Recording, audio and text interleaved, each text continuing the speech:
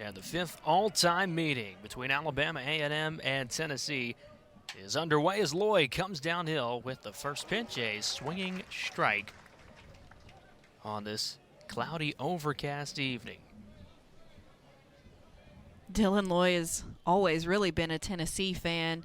He said when he was being interviewed, I've always loved Tennessee. And he makes quick work. 2 pitches and the first out. Ensley tracks it down. Both of his parents graduated from Tennessee. His brother graduated from Tennessee, so he said, I've got orange in my blood. Gotta imagine it's quite a treat for that kid to be on the bump now, sporting those orange and white pinstripes, pitching for the 4th-ranked team in the nation. So Amaral flies out to begin the ball game. He's followed by Bryson Hammonds, Tristan Curlis, 2nd and 3rd in this Bulldog order. As Loy misses with the breaking ball down and in. Bryson Hammonds, the center fielder, hitting .278, pretty much an everyday starter here for Alabama A&M. Behind it, 1-1.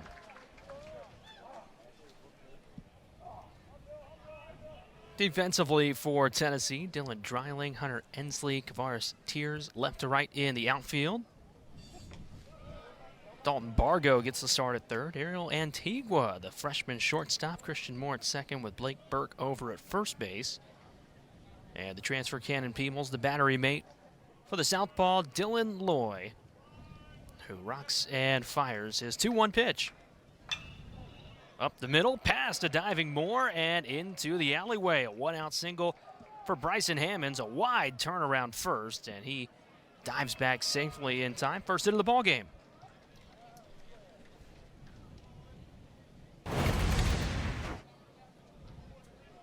Pitch a little low in the zone. He's able to get a hold of it, take it back up the middle. Nice job by Ensley getting in front of it. He did take a little bit of a wide turn there. I don't know if he thought maybe it went a little bit further out than what he expected, but was able to dive back in safely.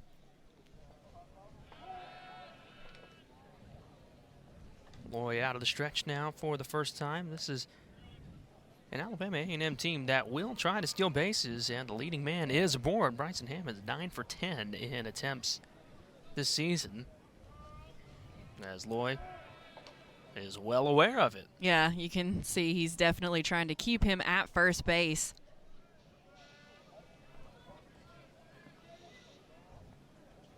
Double play depth up the middle, 1 on with 1 out for Tristan Curlis in the 3 spot, as the lefty takes strike 1 on the outside corner.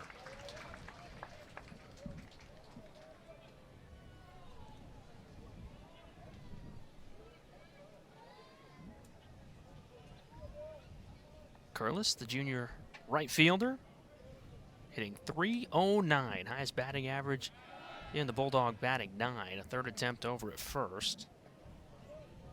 So Hammonds getting his Tuesday night burpees in early.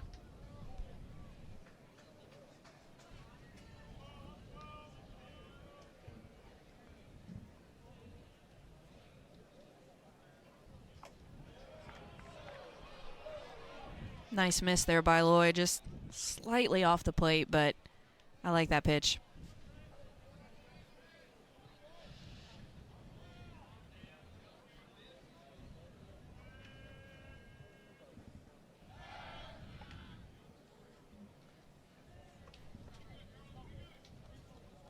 Not even a wry smile on the face of Bryson Hammonds, who's had to dive back now 4 times. It is turf, so no dirt, wet dirt tonight, but just those annoying rubber pellets. There goes Hammonds. Pitch is a strike. The throw to second, not in time. So Bryson Hammonds swipes his 10th bag of the season. There's the smile, and the Bulldogs have a 1-out runner in scoring position. Tennessee defense definitely knew it was coming, doing everything they could to try to keep him at first, but he gets such a great jump here. Speed, I mean, he's there. The throw was close, though. I mean, if it would have been on the other side of the bag, he may have had him. Swing and a miss. Dylan Loy picks up his first strikeout as he retires. Tristan Curlis 2 down to the 1st. And that's what you want to see from Loy. After that stolen base, coming in with that strike, getting the out, shifting the momentum back to Tennessee's side. So a one-out single and a stolen base has Bryson Hammonds in scoring position. Miles Jackson in the cleanup spot. Trying not to let that go by the wayside, but he takes a first pitch breaking ball for a strike. Jackson, the sophomore left fielder, 222 at the plate this season, as he now settles in to a more prominent role. And he is quickly in an 0-2 hole, and Loy may have gotten some aid from the passing train off in the distance. Well-timed horn. Yeah, a little honk to say hello. Here is the 0-2. Check swing on the appeal, did not go around. I love that, though, because Loy, he established the zone early. He is coming in, he's throwing strikes, he's throwing really good movement pitches, so he wanted that pitch. Jackson thought about it. He broke for it.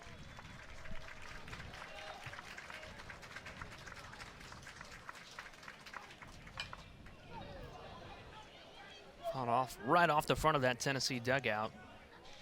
Still 1 ball and 2 strikes to Jackson, the cleanup man.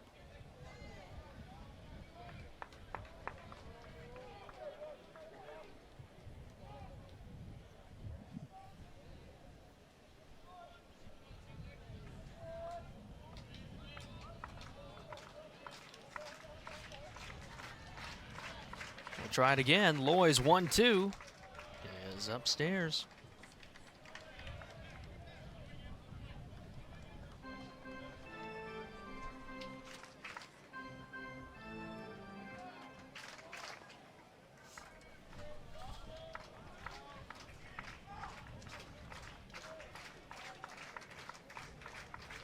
Hammonds dancing off a second and gets some attention for it.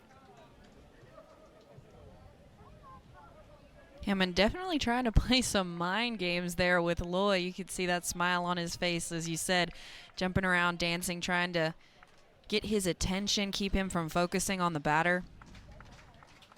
There he goes. Fouled straight back to the screen. As Hammonds retreats, we'll see if he's in motion again.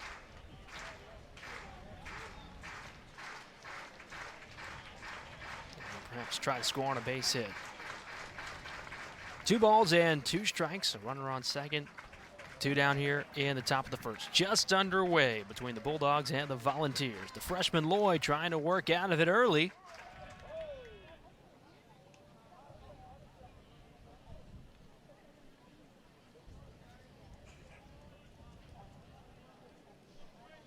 Regardless of the outcome, this half inning, Hammond's doing his job out there on the base paths, commanding a lot of energy. He sure is. He is getting a lot of attention.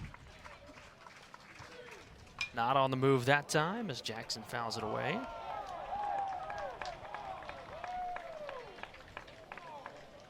How do you not worry about him if you're doing Loy and just get this last out?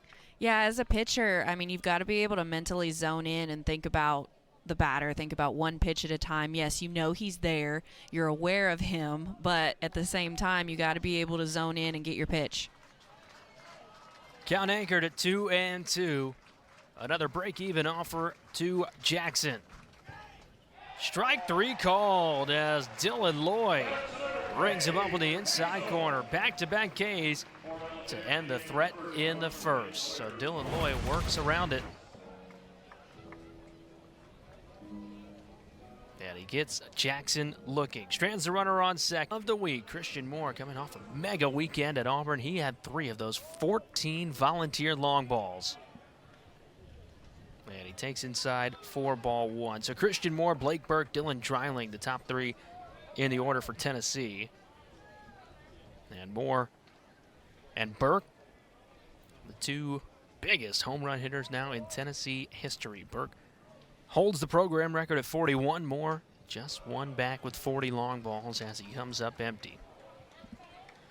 Yeah, the top of this lineup is so deadly. As a pitcher, it is such a tall task facing these guys.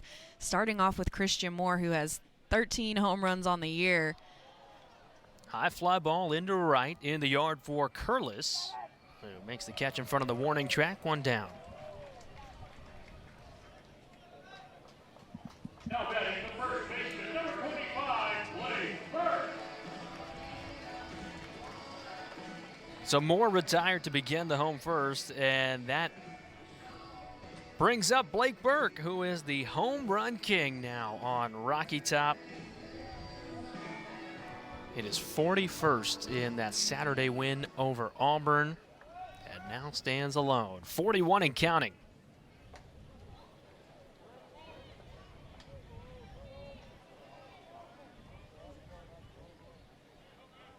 What's so difficult about facing this lineup is you really don't have a chance to take a breath. You have to be physically and mentally so focused, so in tune with every single pitch, because 1 through 9 and then even some on the bench, you know, can come off and make a difference with one swing of the bat. So number 9 on the bump has to really focus in mentally, not just physically, on what he's trying to do here. He's ahead 1 and 2. Healthy hack there from Blake Burke. This is a Tennessee team that is tied for the nation's lead with 87 home runs. They have 5 guys already with double-digit dingers as Burke goes the other way, puts a charge into it, left center field, and one hops off the top of the wall. A cruising 2-strike double for Blake Burke. And Tennessee has a runner in scoring position in the first.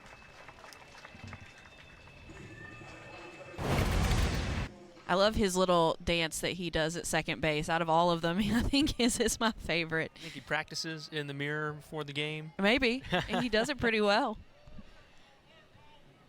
So he takes his lead off a second for Dylan Dreiling, who takes low ball 1. So now 50 hits this season for Blake Burke. 30 have gone for extra bases, including 19 doubles. Just ridiculous power numbers to go with a batting average above 400. That is one powerful bat. And Dreiling ahead, 2 balls and no strikes. It's been a good year for Dylan Dreiling, the Tennessee left fielder. Sophomore hitting .350, a dozen home runs. That is second on this team. He's had a lot of pop and been a very bright offensive spot.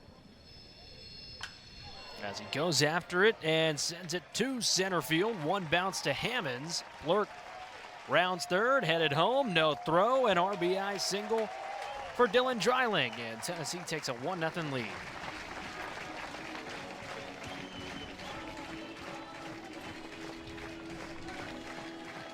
Fantastic hit by Dreiling to get things going for the Volunteers.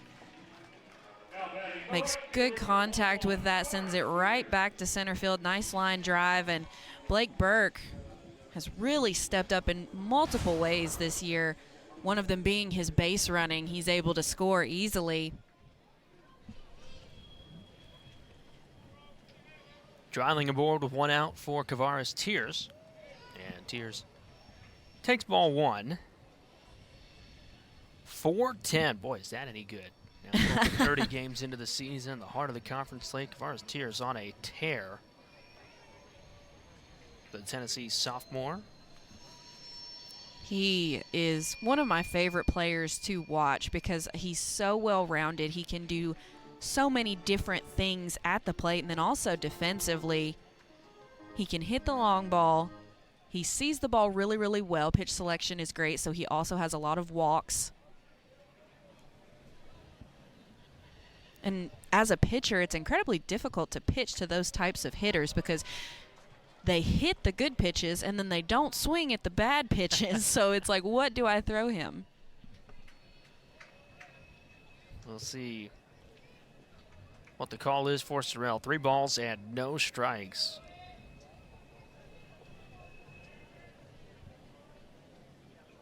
Runner on the move. It's ball 4. So Dreiling can slow up on his way to second. A 4-pitch walk issued to Kavares Tears. In case of point right there, Caitlin. He leads this starting lineup. That's his 24th walk of the season. On base percentage over 500 to go That's a along great stat. with the power Fantastic. numbers. The third baseman, number 16, Dalton Bargo.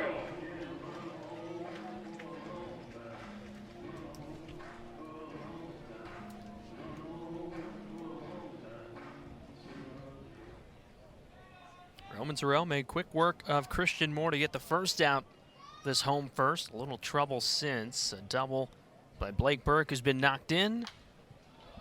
As Dalton Bargo skies the first pitch of his at-bat high in the air on the right side. Martin, the first baseman, snatches it for the second out. Just tough play, a little bit of a miscommunication, I think, there between Martin and Doris, but Martin coming away with the catch. At first, it looked like Doris was going to take that, and then Martin came over and ended up making the play. Blake Martin, the senior first baseman. It's a very overcast night, so the ball sticking out amongst the clouds. Rained for most of the day in Knoxville as Hunter Ensley takes a strike. No more rain really expected tonight. Maybe a couple sprinkles, but we should be A-okay to play ball. 2 on, 2 out. That skips by Trivet and actually caught a piece of Hunter Ensley, so the base is loaded. Hunter Ensley's been doing well recently offensively. Had a big hit this weekend against Auburn. That ball does look like it maybe skips off of his leg.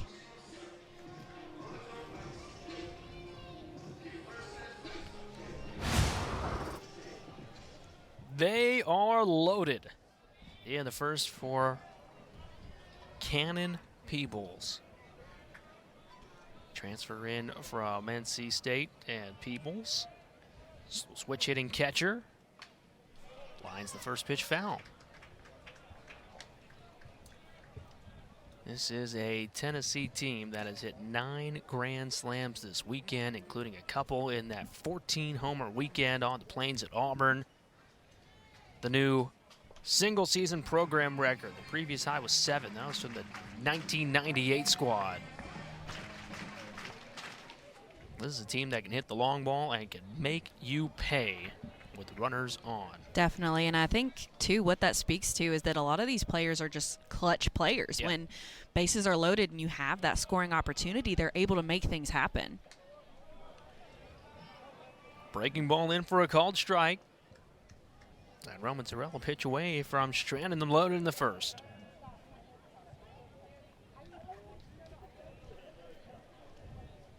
Big time spot. And that bounces into Peebles and brings home a run. 2-0 Tennessee. This now gives Brad Keylori an opportunity to do something big here.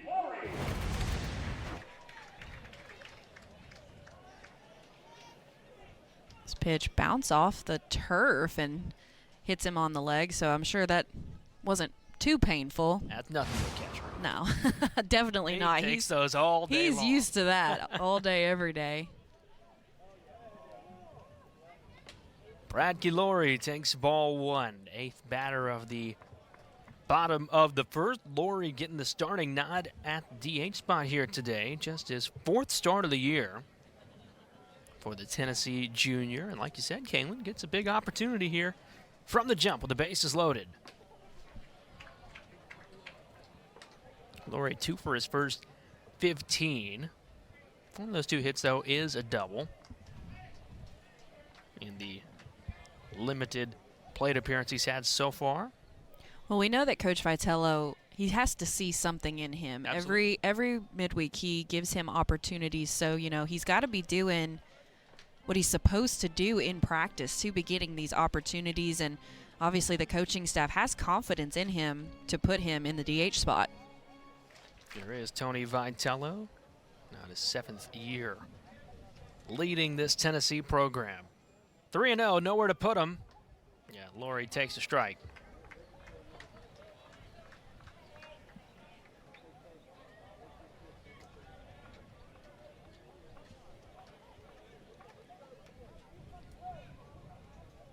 2 Tennessee hits and 3 free passes. Make it 4. All adds up to 3 runs and the 9th batter of the bottom of the first. They stay loaded. Tiers scores. Laurie picks up the RBI. And it brings up Ariel Antigua. Now batting the shortstop, number 10. Tough spot for pitcher Roman Sorrell. I mean, with 2 outs, you've got to be able to shut it down, especially as an experienced upperclassman. You got to be able to come in and get the job done.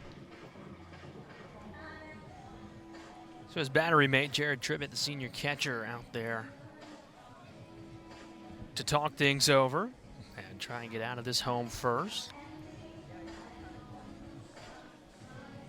The walks have been part of the Achilles heel for Sorrell on the mound this season.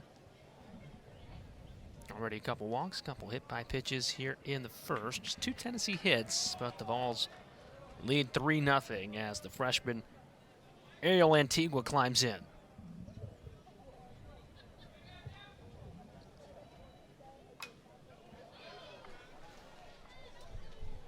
Antigua making his 4th start of the season, highly touted prospect out of Florida. So hitting just 125. He's won for his first 8 as a Tennessee Volunteer. Had a really nice fall, was competing for some early playing time, but missed the first part of the year with a left hand injury. And he's in an 0-2 hole. The coaching staff just trying to get him some more opportunities at the plate. In the last midweek game here, he made one of the most amazing plays I have ever seen in my life defensively. So I know it's going to be super fun to watch him throughout his years here as a Volunteer, and just want to get things rolling for him offensively. I mean, defensively, he is more than solid. Yeah.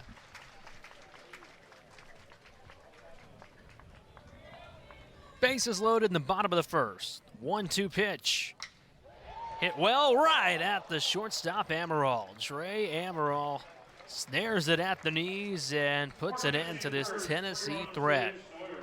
3 runs come across. Tilted the numbers a little for the right-hander, but he last pitched a month ago today against Illinois through a clean inning against the Fighting Illini. He works out of the windup there to Jesus Riera. 5, 6, and 7 in the order for Alabama A&M.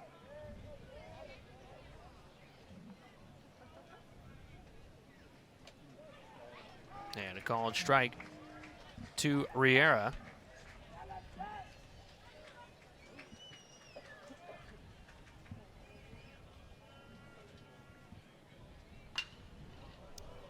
High in the air, left center field. Ensley racing back and makes the catch. 1 out.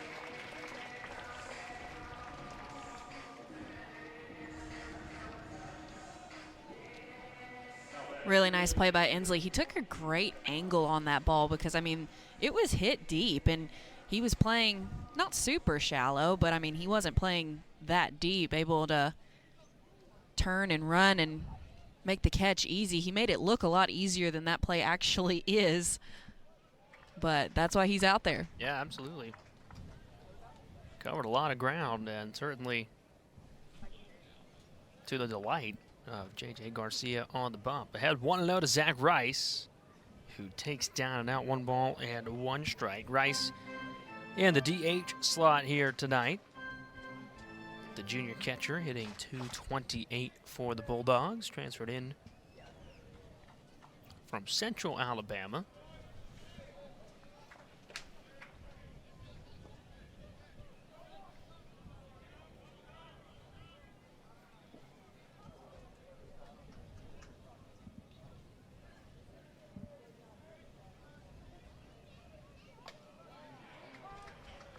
Called strike.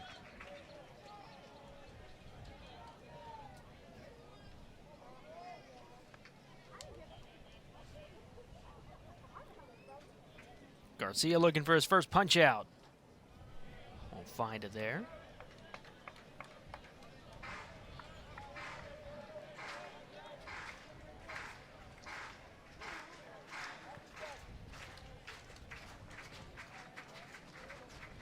And downhill with the payoff. Strike three, swinging.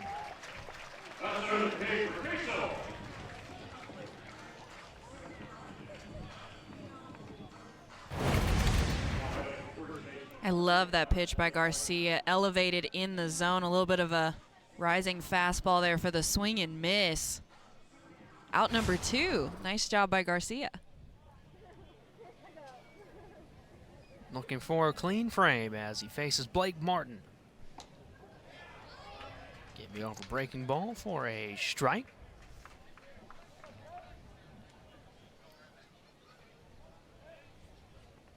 Martin, the senior first baseman, hitting .226 this year. Ball one there, an Alabama A&M team. Was picked preseason 5th in the SWAC East, and that's where they are right now. So looking to find a little jolt here in the heart of the conference season. 5-25, but 3-9 in conference play, and 2 of those 3 wins coming over the weekend. And some high-scoring affairs against Mississippi Valley State. A 15-5 run roll win in the series finale on Sunday. So riding some good momentum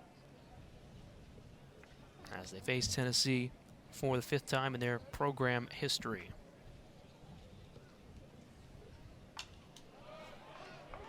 Two and two.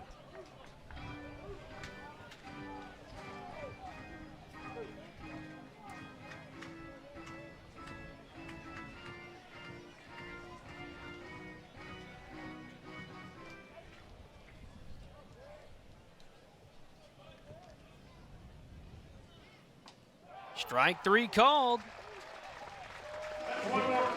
J.J. Garcia with a perfect second in relief. Garcia does a great job with this breaking ball here, getting a called strike. With Christian Moore in the box facing Roman Sorrell out for a second inning of work on the hill. Moore goes after the first pitch, a couple bounces to Amaral at the shoes, fires across for the first out of the second. So Christian Moore retired for the second time tonight. First baseman number 25, Blake Burke.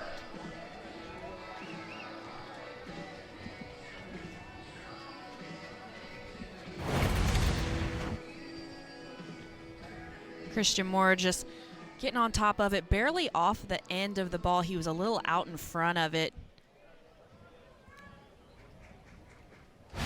So unfortunately for him, out number 2.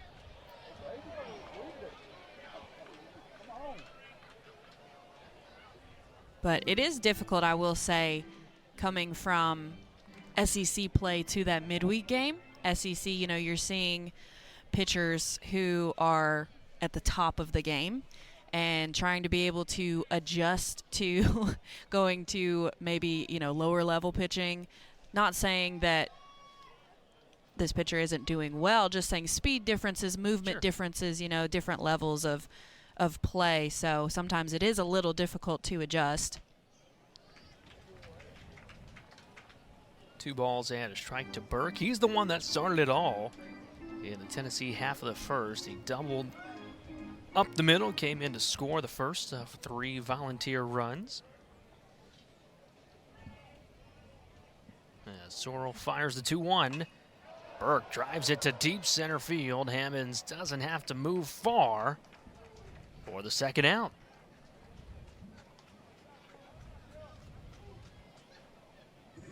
Now batting the left fielder, number 8, Dylan Triley.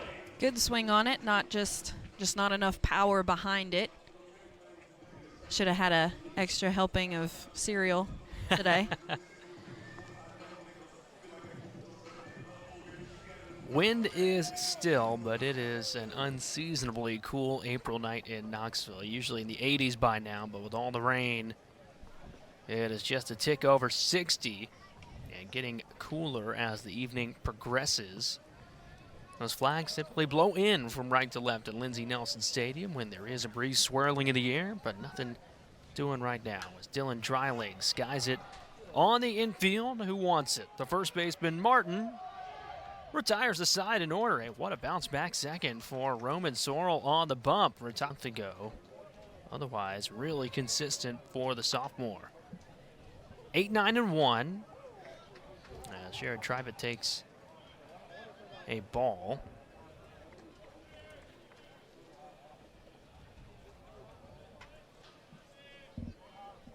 The Alabama A&M catcher tips it into the mitt for strike one.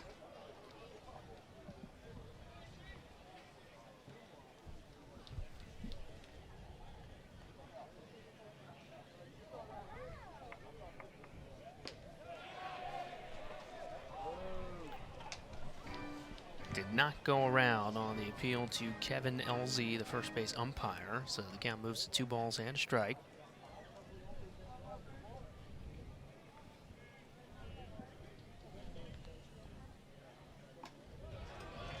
Even at 2-2.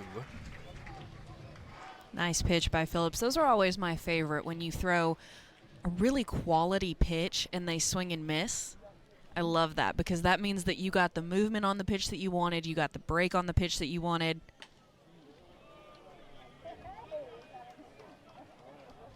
Not a bad offer there, but no chase. So the count full. And here is the payoff from Phillips. Ball 4.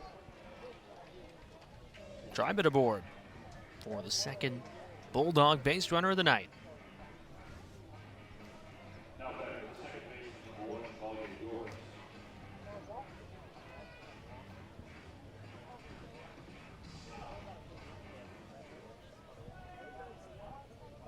Leadoff runner aboard for the second baseman, Chevalier Doris, hitting in the 9 spot. Shows bunt and takes ball 1.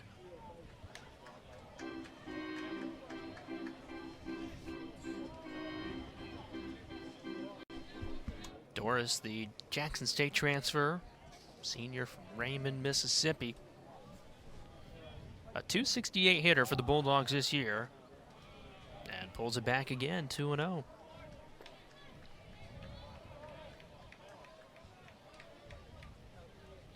Well, pretty clearly showing sacrifice here, but Phillips missing the zone on both offers.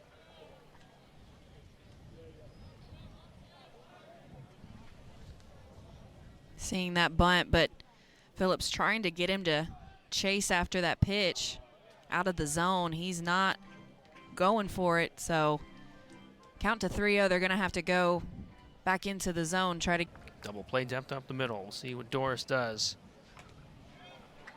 Yeah, to take strike 1. We're still showing bunt there.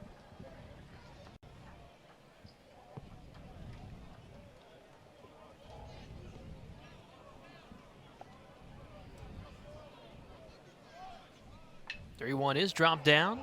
Phillips to first. And the sacrifice executed. Tribut into scoring position. 1 down to the top of the 3rd. Nice play by Phillips, but good execution on that bunt. The goal was to move the runner, and that's exactly what they did.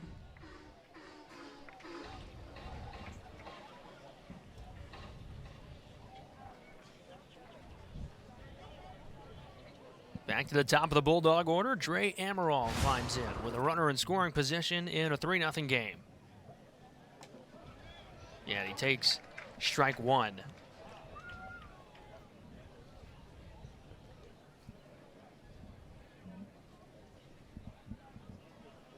Bulldogs had a runner in scoring position back in the 1st. Couldn't do anything with it. 1 ball and 1 strike to the everyday shortstop. Amaral, the senior, going up against Phillips on the hill.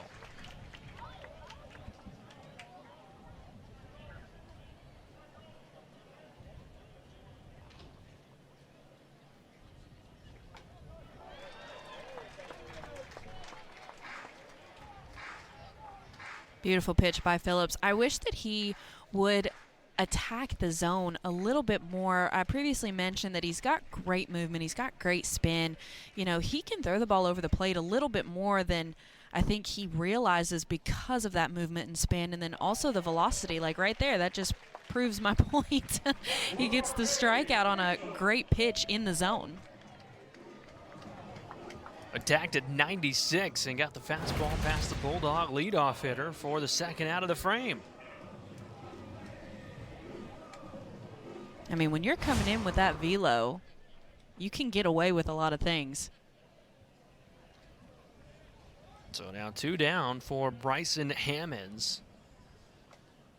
As he shimmies out of the way, the 1-out single in the first, the lone Alabama A&M hit tonight, came from Hammonds, who later stole second. Now trying to drive home the first Bulldog run. Hammond's definitely someone you want to keep off of the bases. We saw that aggressive base running mentality earlier. Don't want him to get on because you know he's going to be able to move around.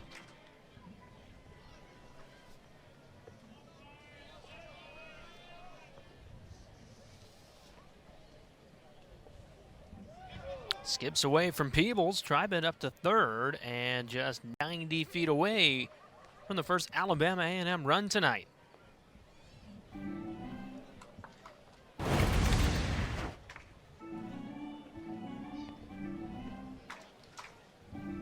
Phillips dirts that pitch.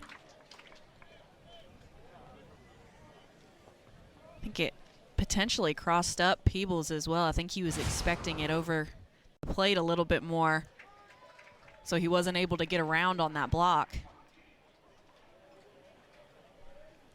Called strike makes it 3-1. Hammond still in the driver's seat. Well, with 2 down here on the top of the third. Phillips downhill. And sliced away foul into the camera well.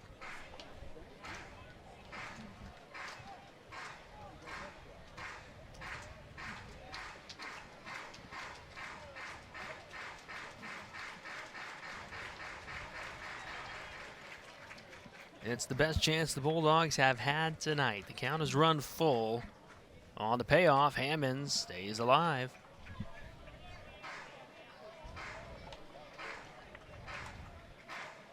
Hammond's definitely an aggressive player in more than one aspect of the game. On the base path, now in the box. Really battling here.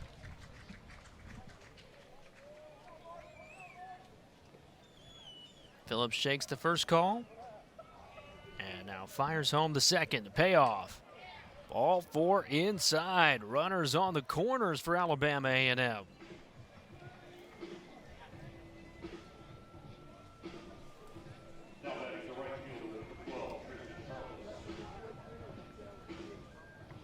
Second walk of the half inning issued by the Tennessee right-hander. 2 on, 2 out for Tristan Curlis, the most consistent hitter in this lineup.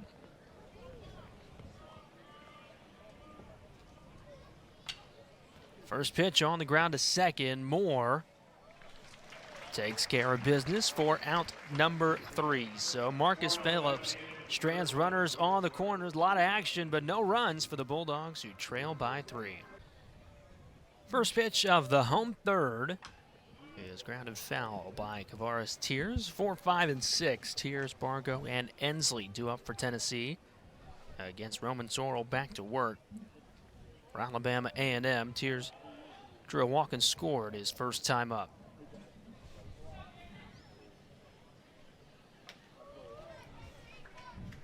Tennessee sent 9 men to the plate, scored 3 runs in the first. Sorrell retired the top 3 of the order in the second for a bounce-back frame as Dalton Bargo waits on deck.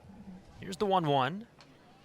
High, 2 balls and a strike. Kalen Kavaris Tears, somebody who was highly touted coming out of high school, but wasn't necessarily a can't-miss kid. Redshirted early and has slowly worked his way to a menace in the middle of this order. He has been a super bright spot for Tony Vitello. For sure. He's put in the work in the offseason. He has done everything that he's supposed to do to get to where he's at now. It's been in the weight room. It's been on the field. It's been in the cages. And then it's also been nutritionally. He has really started to take his body and his physique very seriously. And Coach Vitello, speaking on it, he said that he's becoming a pro. He's preparing like a pro in all aspects of the game. And he's a cleanup guy with a lot of patience. Second walk he's drawn tonight. He leads this lineup in terms of free passes drawn and is aboard for the second time in 3 innings. And will be lifted for a pinch runner at first. So the night ends for Tears as Colby Backus comes into the contest.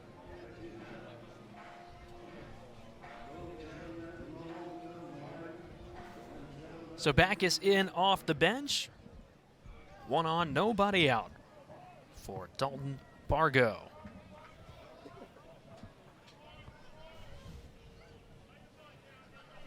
Double play depth up the middle as Sorrell sets and deals. Bargo had a nice weekend as well against Auburn. Had a home run as well as multiple RBI days. Coach Vitello even said that no question he's one of the top 9 hitters on the team. Backus on the move. Ball gets away from Trivett. And Colby Backus, fresh into the game, hustles his way into scoring position.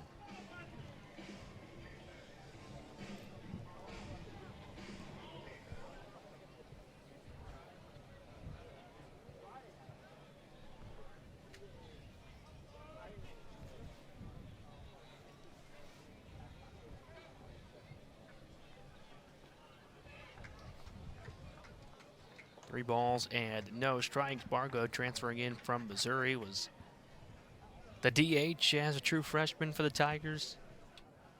Hit just below 280, but got a lot of valuable experience quickly in the SEC.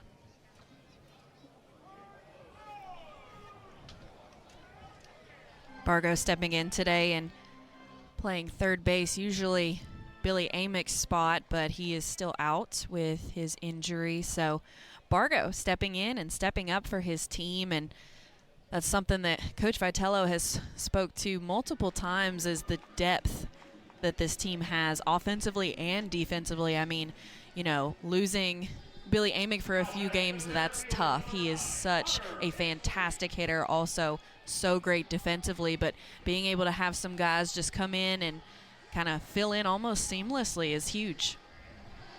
Yeah, no doubt about it. Coaches will always tell you it's a tough problem to have, but it's certainly something so valuable when you do get those midseason injuries or unforeseen circumstances. Hunter Ensley coming to the Bargo. Enters with 2 on and nobody out here in the bottom of the third. Hunter Ensley, the first man he faces. And the first pitch he fires is a strike, 0-1. Lazo, a highly utilized reliever, 11th appearance of his true freshman season. A 1-2 record with a 7.65 ERA so far, but 28 innings of work. That's most of the relievers. Ensley drives the first pitch to center field. Hammond circling underneath it and makes the catch in front of the warning track. Backus, the pinch runner, tags from second and advances to third. Runners on the corners with 1 out for Tennessee. Ensley skies that to the deepest part of the park. Unfortunately, no one able to score for the Volunteers, but like you said, now runners on the corners. Backus in scoring position.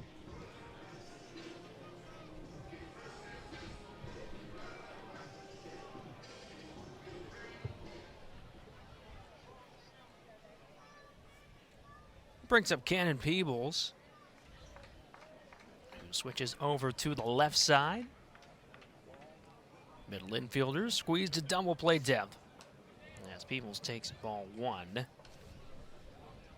Lazo trying to work out of this jam and keep it a tight ball game here in the third. True freshman from Chicago, played his high school ball at De La Salle High School, just down the road from Guaranteed Rate Field, home of the White Sox. As that skips a few feet away from Trivett, gets the runner at first, Bargo, up to second, and 2 down scoring position. Big opportunity for Tennessee here, and we've seen in the past this team, for them, hitting is contagious. Once one of them gets going, the others tend to follow.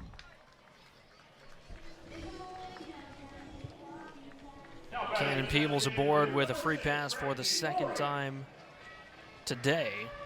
Was hit by a pitch his first time up, now draws the base on balls. So all three base runners who are aboard, those all reached via a base on balls. They're loaded with one out for Brad Gilori, who takes strike one.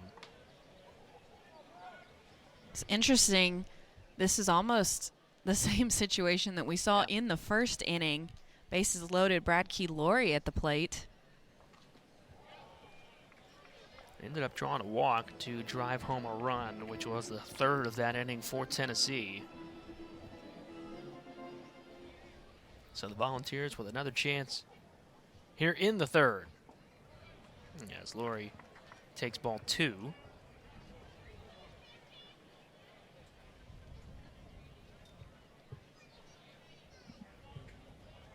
Lazo, a double play ball from getting out of it. 2-2.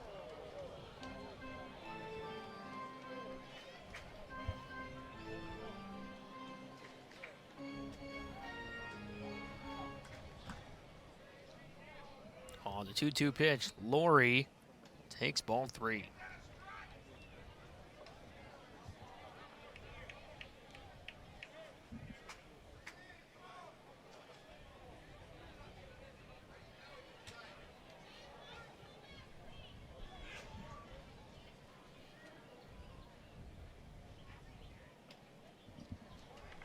All four outside. A bases loaded walk drawn for the second time tonight, and Brad Gilori has quietly put up a couple ribbies. Yeah, it's an interesting way to do it. You really don't see it happen that often in college ball for it to happen twice to the same hitter. It's pretty crazy. Now, Ariel Antigua stepping up to the plate. Defensive prodigy trying to find his way offensively.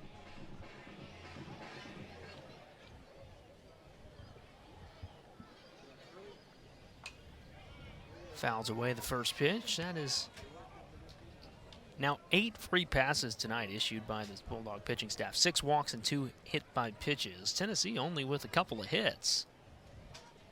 Way too many free passes, especially against a team that has the hitting potential like Tennessee. You don't want to give them any other opportunities to score runs, and you especially don't want to give them opportunities to hit grand slams, which they have done so well this year. Will it stay in the yard? No. Fielded on a bounce off the top of the dugout by the front row. Look alive down there, people. The crowd filing in here at Lindsey Nelson Stadium. You can see them all bundled up. It is an April night that feels like February on a rainy day, and Tennessee has shattered home attendance records here this season at Lindsey Nelson Stadium, which is a work in progress. Some renovations taking place. They want to make this one of the premier facilities in college baseball. Right now, the capacity is just a touch over 5,500, but they'll be able to pack in almost 10,000 when things are complete by first pitch next season. Antigua down on strikes. First strikeout for Lazo in relief. 2 down. Big opportunity here for Lazo. Also big opportunity for Christian Moore, who definitely has the potential to make something big happen. Fastball up in the zone gets Antigua swinging. Christian Moore lines the first pitch to the gap in right center. Bargo is in. Peebles right behind him. Laurie windmill to the plate. A bases clearing double for Christian Moore. And Tennessee leads 6-0. Didn't have to hit a home run to clear the bases. Christian Moore hits a ball to the wall for an easy stand-up double, scoring 3 runs. Now Tennessee leading 7-0.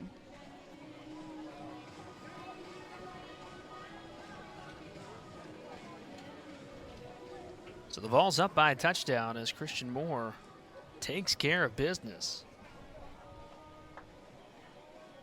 And with the 3 RBI double, will wrap up his evening.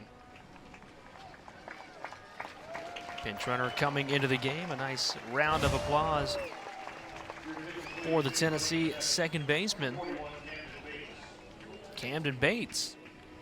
The freshman gets into the contest.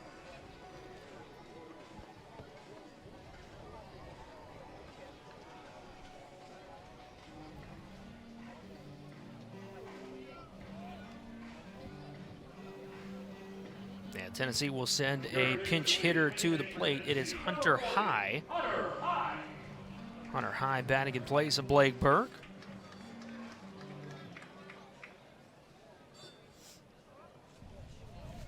That's what's so great about these games where your team can score so many runs early on. You can get other guys in there, get them some opportunities, get them some experience.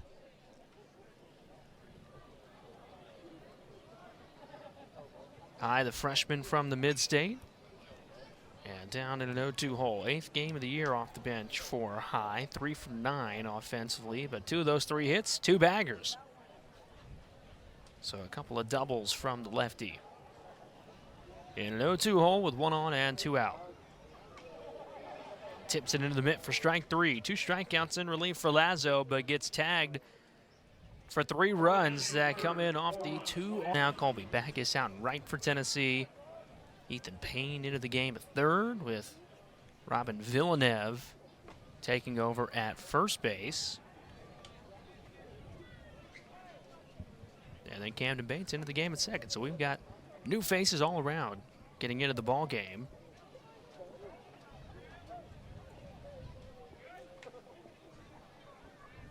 Getting some of the guys who normally don't get as many opportunities on the weekends, some playing time, some experience, get them ready just in case their name gets called later on in the season. Jackson to left field, falling fast, and will one-hop off the top of the wall. Miles Jackson chug it into second with a leadoff double in the 4th.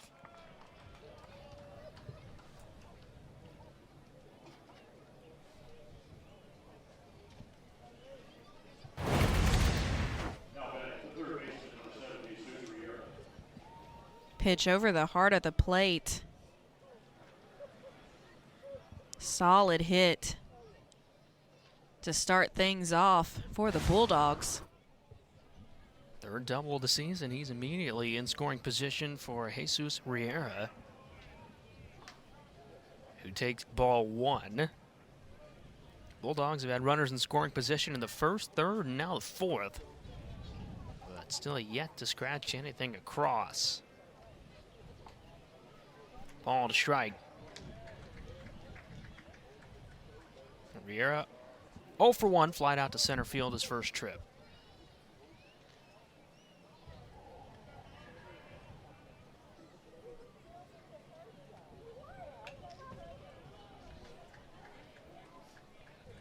Obviously, you can't get all 7 runs at once, Caitlin. What's the attitude got to be for these Bulldog bats? Just try to chip away, I think. You know, you're not going to make a difference with a big swing right now. Really, you've got to be able to pass the bat. So just being able to chip away, get base hit after base hit, that's what's going to put the pressure on the defense, going to put the pressure on the pitcher. Right here, Matthew Dallas, 10th strikeout for the season. Beautiful pitch on that inside corner.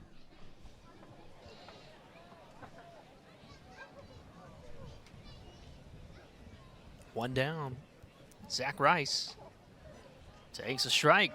Slings in there at 72. Oh, the big left arm sweeper from the freshman Dallas.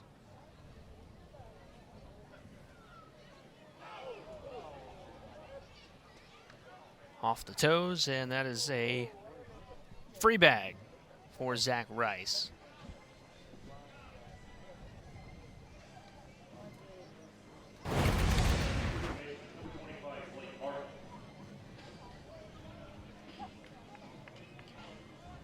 Pitch hits, looks like the back toe. So, I mean, if you're going to get hit anywhere, the foot is probably the place to get hit. Looks like there's going to be a pinch runner. So Zach Rice out of the ball game, and that brings Dylan Lewis, the freshman, in to pinch run. So they're on first and second with just one out. Prime opportunity for Alabama A&M. Strike one called to Blake Martin.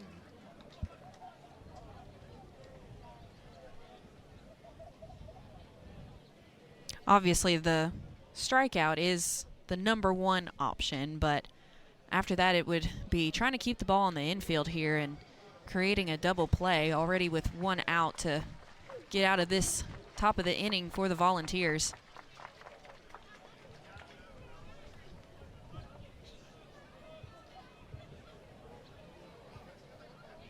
Dallas home with a 1-1.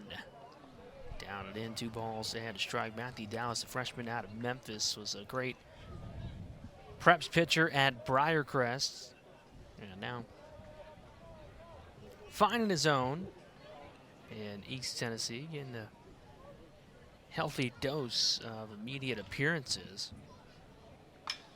Hit well down the right field line into the corner. Will drive home the first run of the night as Jackson is windmilled to the plate. Martin slides into second with an RBI double, and the Bulldogs on the board in the 4th.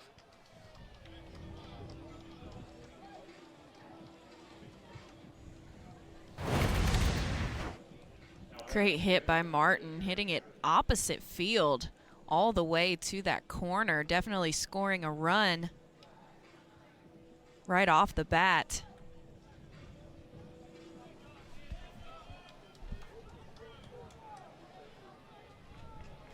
Second double of the season, 8th run batted in for Blake Martin. Great job by Colby Backus, though, being able to get it in as quickly as he did. I mean, another run could have easily scored off of that, but he fields it off the wall cleanly and gets the throw in quick. Second and third as Jared Tribett takes a strike. 1-1. Tribett walked his first time up before later being stranded over at third.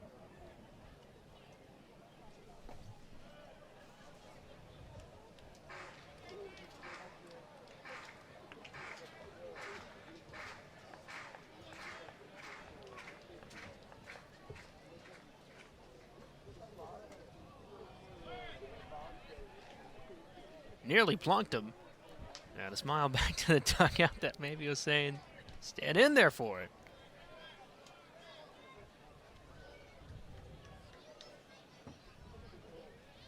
Driver's seat, 3 balls and a strike. A deep breath from Dallas, who now delivers. 2 bounces to third, Payne across the diamond, but an RBI for Jared Tribett. Second run comes in to score for Alabama A&M. Now 7-2 here in the 4th. That's exactly what I meant by chipping away. You don't have to get the big hit, just making little things happen so that you can score some runs, get your team back into this game.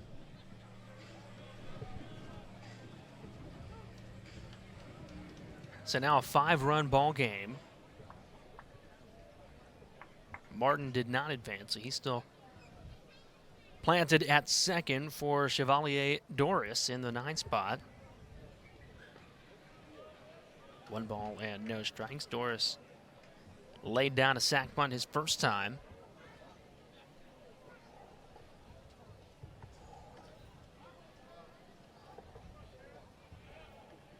And on the 1-0, he takes strike 1.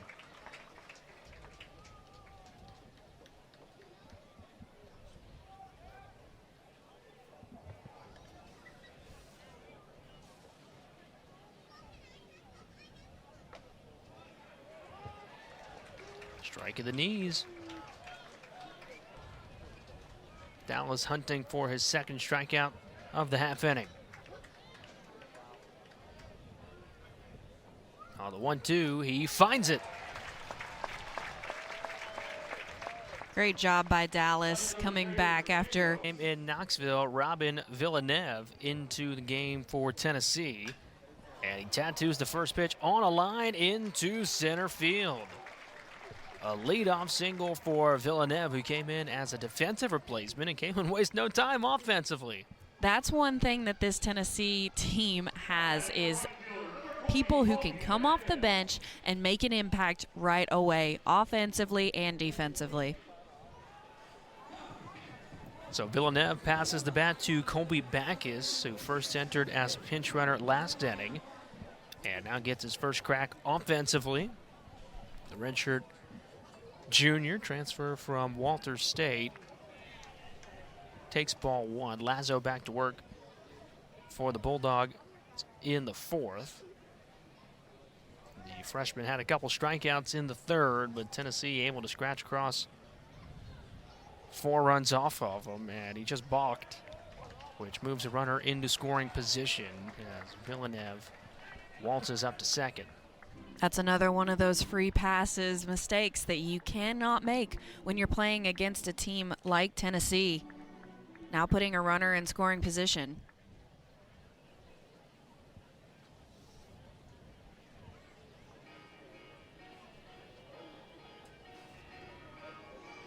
And so a meeting of the minds on the mound. A little bit of stirring, but no action.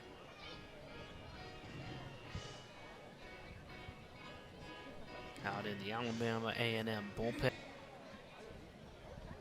with head coach Elliott Jones comes to an end. And Lazo back to work on Backus, with Villeneuve at second. Backus takes ball 2. Colby Backus, a .385 hitter. He's made the most of his opportunities, 5 for 13 at the plate. A couple of doubles and a home run. You're right, Mayan. He has made the most of his opportunities. That ball gets away. And Villeneuve now at third.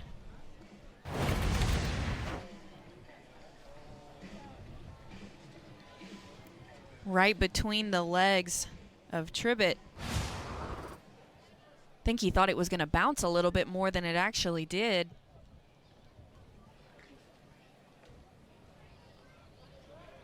Four-pitch walk drawn by Backus. That's been the story today. Tennessee has just 4 hits, including the leadoff single here in the fourth. But 7 runs they have capitalized on the free passes.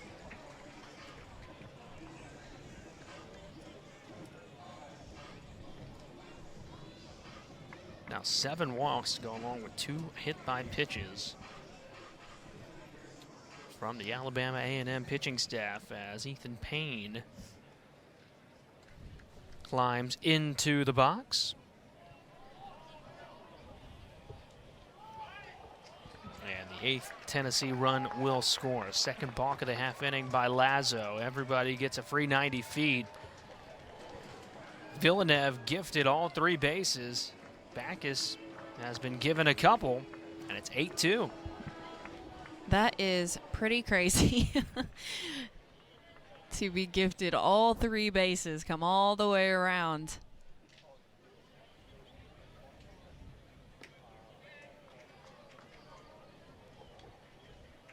All down in the dirt to Payne. And what blows my mind even more is, like you said, it hasn't even really been the offensive production of Tennessee. Backus on the move and slides in safely with a stolen bag. It's been all the free passes, all the mistakes that have been made by the Bulldogs.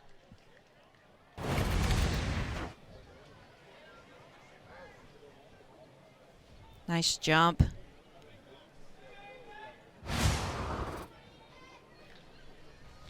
Backus putting pressure on the defense, who's already feeling it.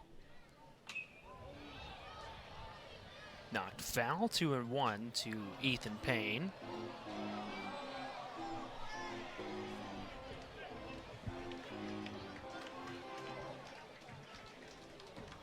Payne hitting .333 off the bench this season for Tennessee. 4 for 12 offensively. And the count even at 2-2.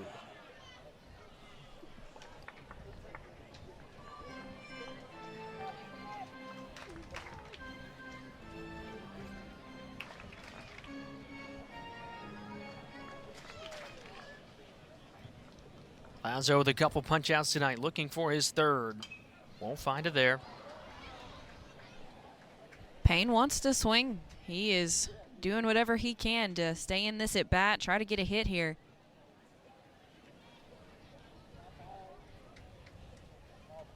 Payne, the grad student from Memphis.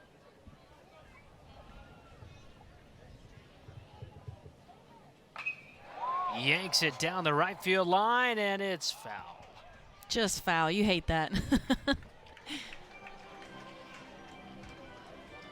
Boy, that is the shortest of porches right there at the Tennessee bullpen. That ball 10 feet further, 10 feet left. It might be the shortest home run in terms of height you can get here. But instead, the count runs full. Now, there's the wall. I know, as a pitcher, that wouldn't be my friend. No. Well, the bullpen guys need to be able to see.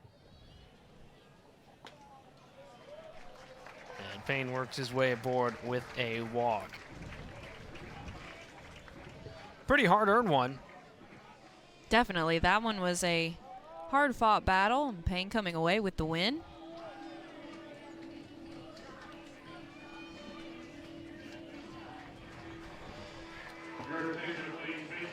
Runners on the corners as Charlie Taylor, the redshirt junior, comes in to pinch hit.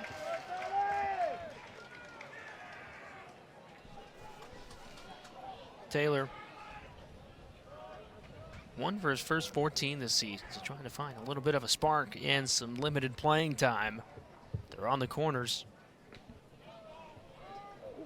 with nobody out here in the home fourth. Already a run in for the Vols. They lead 8-2.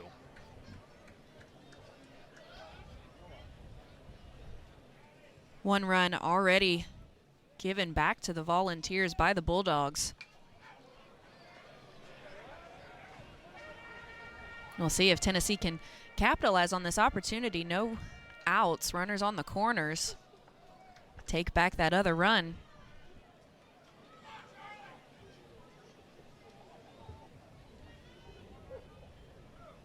0-2 pitch. Right back towards us, right above us. I was ready. Yeah, you can have that one. I'll let you have it. Yeah, your hands are in your pockets. It's a cold night. It is cold. My Bundled hands, up. I am with my jacket. Right over the top. That is rolling out in the parking lot somewhere now. 0-2 again.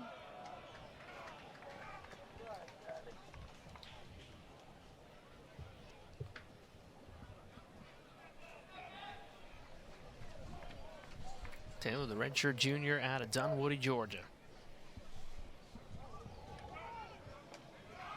he takes ball 2.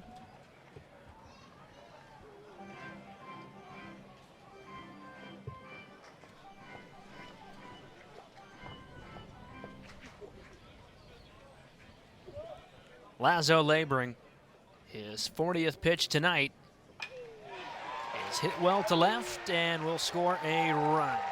Taylor deposits a single. Backus in to score. And lead back to 7. An RBI single off the bench for Charlie Taylor makes it a 9-2 ball game. I love the dugout's reaction for that. Getting so excited for Charlie Taylor, who really, like you said previously, hadn't had a whole lot of opportunities. Finally being able to capitalize, hitting a nice line drive and scoring a run. Taking back that second run that the Bulldogs previously scored.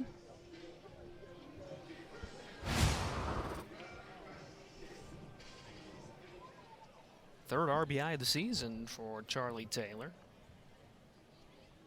2 on as Cannon Peebles takes the ball. Still nobody out.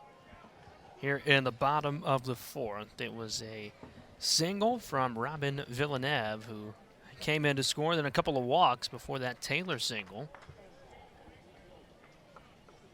Now Peebles yanks it through the right side. Payne coming to the plate and slides in safely. Cannon Peebles delivers. Double digits for Tennessee and their largest lead of the night.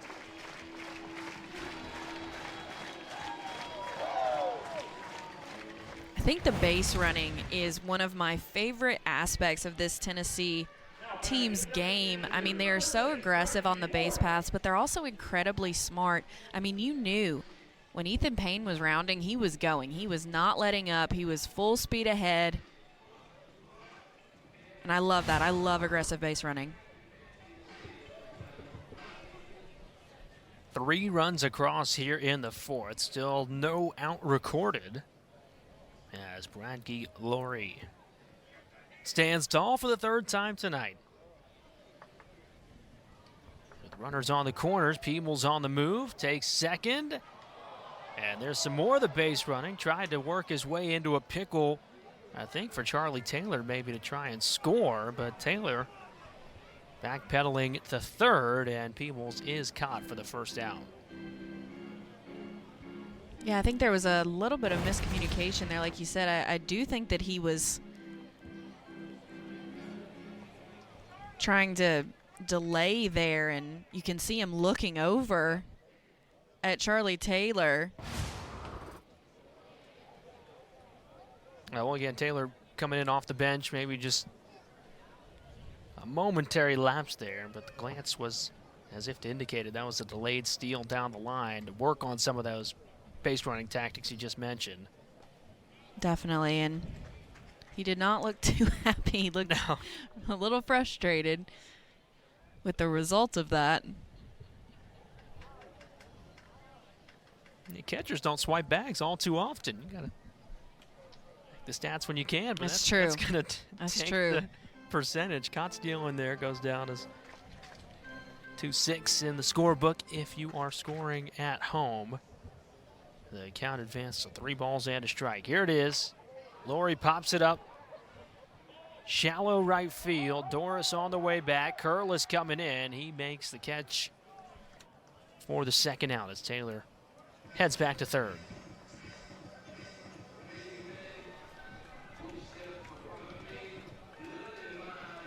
So Laurie retired for the 1st time tonight. Had drawn 2 bases loaded walks prior to that.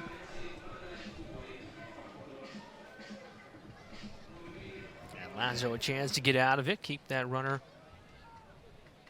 from 3rd from coming in to score as Ariel Antigua takes a ball.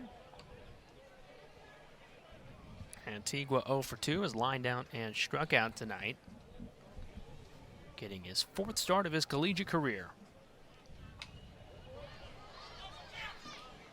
1-1.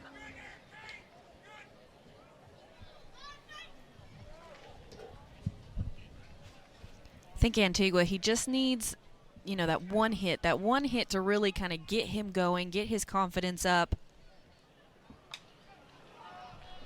Super high into the East Tennessee sky. Right side of the infield for Doris. And the second baseman makes the grab to put an end to the 4th through Tony Vitello's program. Younger brother of Sean Hunley. And now Austin gets a crack tonight against the Bulldogs. First pitch of the 5th is a strike. Groove down the heart to Dre Amaral. Hunley has made some good appearances as well. Honestly, a lot of the younger pitchers that this Tennessee staff has, I mean, have a lot of potential. The future is bright for this Tennessee pitching staff. A lot of their younger guys, I mean, I think they're going to be really good in the next few years. That's something Tony Vitello has talked about this year, just trying to establish that back-end depth in the bullpen. So games like tonight are critical. You get to see what you've got from players who may get limited innings, as that is bounced too short. Antigua charging in, makes the play for the 1st out of the 5th. Gosh, Antigua's transfer is so pretty. He gets it out of his glove so quick, and then he has a cannon of an arm and just fires it over to 1st. I mean, it's beautiful to watch.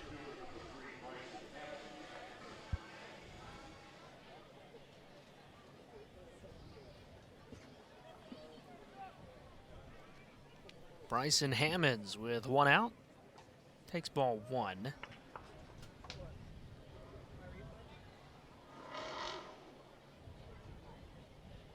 Hammonds tonight been aboard twice, 1 for 1 with a walk. Gets singled and stolen a base as he takes strike one. So a little bit of everything, and well, he's the guy you want to keep off the base paths if you're Tennessee. Definitely has great speed numbers, great base running numbers. It's a jolt into that. Taylor on the way back, looks up, it's off the wall. Hammonds showing that speed, headed around second. The throw coming into third, they got him.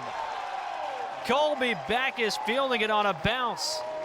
Shows off the cannon for the second out. Hammond a little too ambitious there with the speed. I mean, he definitely has it, but great job, great play off the wall.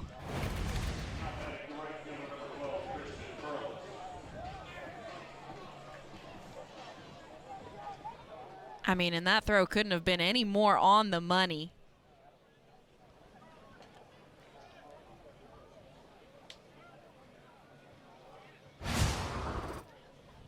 Great relay by Tennessee.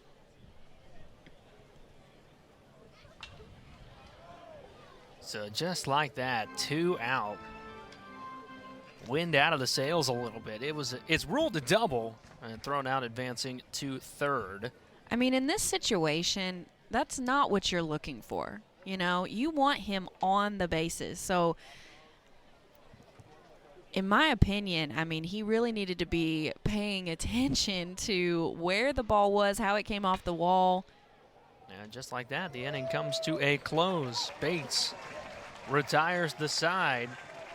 Alabama A&M, third pitcher of the night, and it is the right-hander Trey Scott who takes over to face the top of this Tennessee order, which begins with the first plate appearance for Camden Bates. So Trey Scott making his 13th appearance in relief this season, 0-1, 9.53 ERA, as he just tries to keep this Tennessee offense quiet. 6 hits for Tennessee, but they have taken advantage of 10 total free passes issued by the Alabama A&M pitching staff to open up a 10-2 lead. Scott having a hard time getting the ball down. That first pitch was high and behind Bates. Second pitch way up in the zone. I wonder if he's maybe feeling the nerves a little bit. I mean, this environment can be pretty intimidating, especially if it's your first time. You know, he's getting some love from his catcher there. I know, really, like when you're playing in a big environment and there's a big crowd and you're on the road, I mean, the adrenaline is high. I already, like, you know, you get pumped up for a game. You know, you get all jacked up, you get feeling it, adrenaline going, and then being in this environment, it makes it 10 times harder. So the quick meeting comes to a close. The 2-0 is downstairs. 3 balls and no strikes to Bates, who came on a couple innings ago as a defensive replacement, and now Camden Bates getting his first trip to the plate. And he works his way aboard, a 4-pitch walk.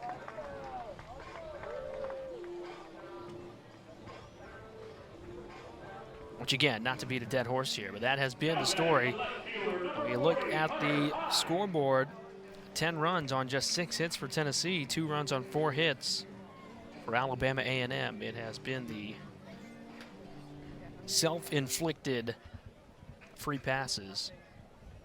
Yeah, I mean, 9 walks so far. Way too many. I mean, you don't even want to have 9 walks in an entire weekend. 1 on, nobody out. Hunter high. There's a strike.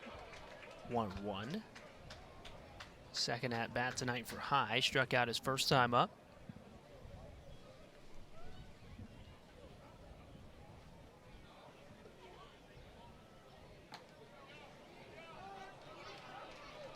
Scott's gone to the curveball and gotten a couple strikes with it.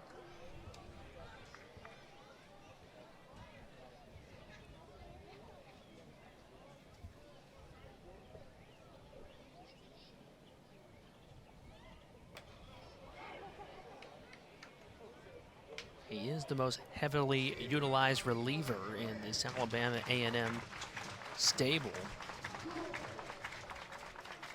So someone the Bulldogs certainly have confidence in. Looking for the first out of the home fifth.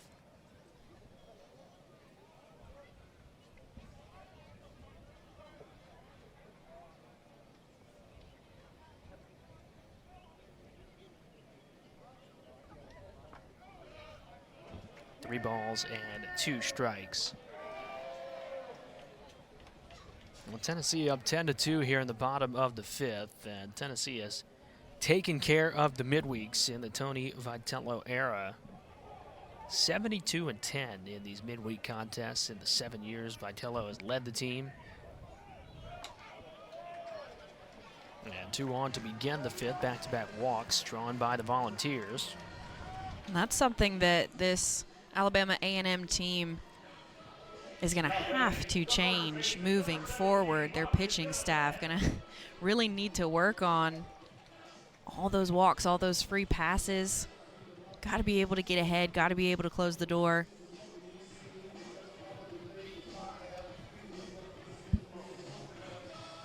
It's an offense that has shown it can put up runs. Alabama A&M putting up more than 15 runs twice last weekend against Mississippi Valley State. You're absolutely right, partner.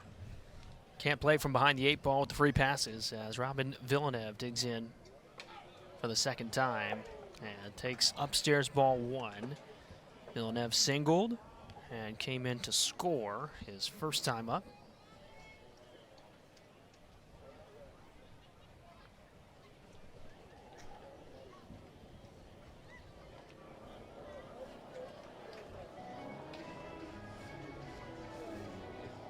Green light count, 2 balls and no strikes.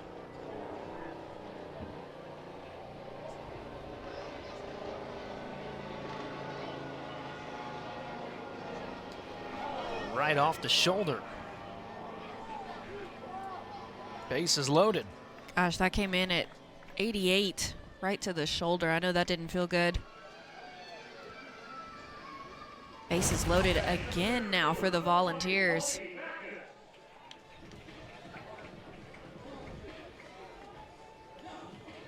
May have even hit a little bit more shoulder blade.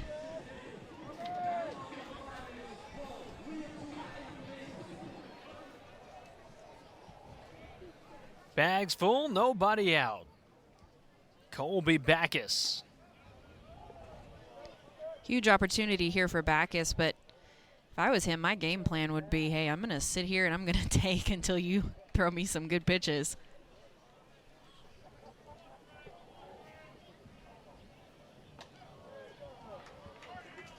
Bat really hasn't left his shoulder here. 2 balls and no strikes.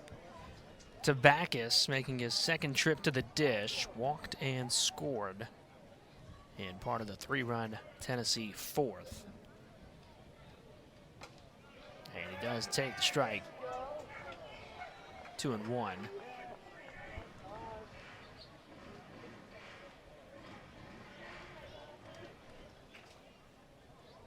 Tennessee has loaded the bases for the 3rd time tonight. They had them loaded in the first, loaded again in the 3rd.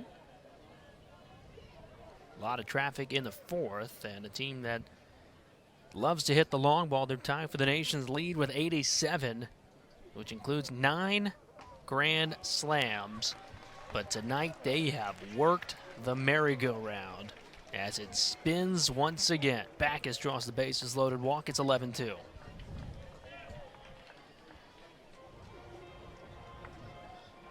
And if it seems like this game is taking a really long time, it's because it is. These long innings with all of the walks. I mean, these Tennessee hitters don't swing. Don't swing until he gives you a good pitch. Scott looking for the first out. Ethan Payne takes ball 1. Obviously, got to feel like you're on an island right now. If you're Trey Scott on the bump, how do you bear down and get something rolling? This is a really tough situation for a pitcher. You this is why it's so important to have a routine and have something mentally, part of your mental game to be able to get you out of these tough situations. So there are several different things that you can do to get yourself from that red light situation, which is what Scott is in now, to a green light situation, which is where he's able to come back, throw some strikes, get some outs, perform for his team, whether that be a saying or like a clear key type thing where you're refocusing yourself. I know a lot of people will have cue points on a field. So like, for example, left field and right field, you'll always have a foul pole. There will always be some lights, more than likely, unless, unfortunately there are some teams out there who still don't have lights on their field. But moving forward, that's something that you want to try to implement so that, you can look at that left field pole and take a deep breath and be like, okay, I'm centering myself. I'm starting over. I'm flushing and able to get back to where you need to be.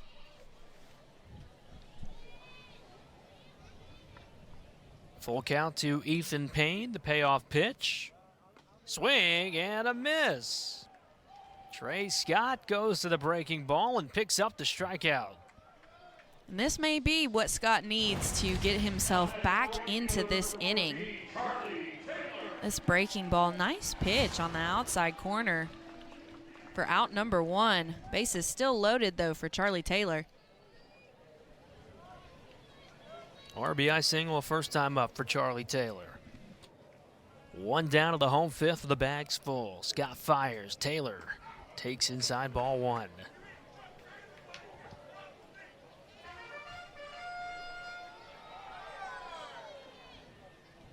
Tennessee coming off of a series win against Auburn, where they lost the series opener to the Tigers, but did not let that deter the team. And most notably, this offense, 14 homers over the weekend. That's the most they've ever had in an SEC series. 6 home runs in Game 2, 6 home runs in Game 3, a couple of run rule victories.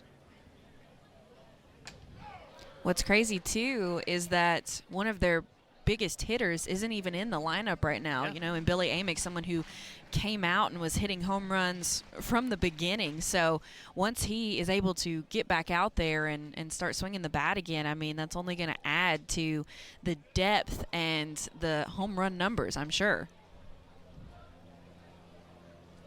Tennessee tops in the SEC, top 5 in the nation in pretty much every big offensive category. Taylor on the ground to second. Amaral to second for 1. The turn to first for the double play. Appearance of the season. And he faces the heart of this order. 4, 5, and 6 for Alabama A&M. Miles Jackson just took strike 1. Jackson 1 for 2. Doubled and scored one of the 2 runs, which both scored back in the 4th. But quickly in an 0-2 hole. As Robertson gets the foul ball, still nothing at 2. Nice job coming out and just going right at the hitters, getting ahead in the count early. Makes things a lot easier when you do it that way.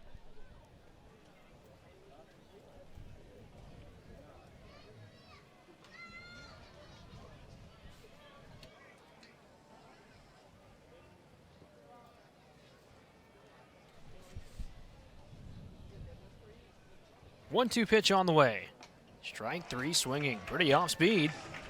And Robertson picks up the strikeout. Nasty off speed by Brady Robertson right there on the outside corner at 76. It looked like it just kind of floated in there so smooth. So the 8th K put up on that board, just a couple away from some free queso. That's the in-house promotion they run here. As Riera tugs the first pitch to Antigua. Oh, what a play. The freshman highlight reel delivers another. Ariel Antigua. Holy cow. And what's so crazy to me is that he makes it look like it's not even hard. Like, that is incredible. It is just, oh my gosh, just so hard. Such a hard play to make. And I spoke earlier about how quickly he's able to transfer the ball from the glove to his hand. I mean, right there, it was like 0.0 second transfer, and that's why he was able to get that out at first, because he was able to get the ball out of his glove so quickly and then fire it over to first base. I mean, he's gracious. He is going to be incredible once he gets that bat going. Oh my gosh.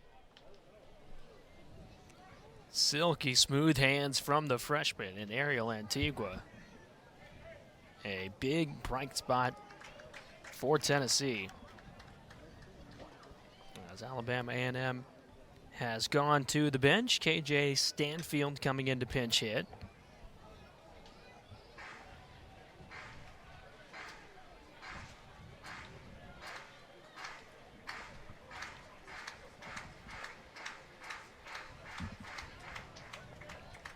Stanfield won for his first 12 this season.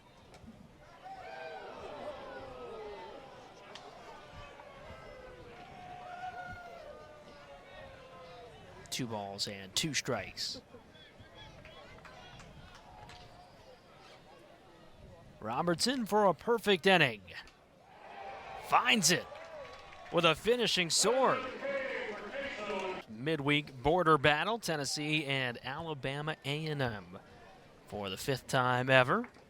It's a series the Vols lead 4 games to none and are certainly in the driver's seat for here in the 6th.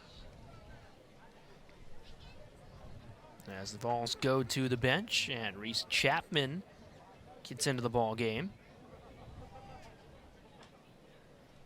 And Chapman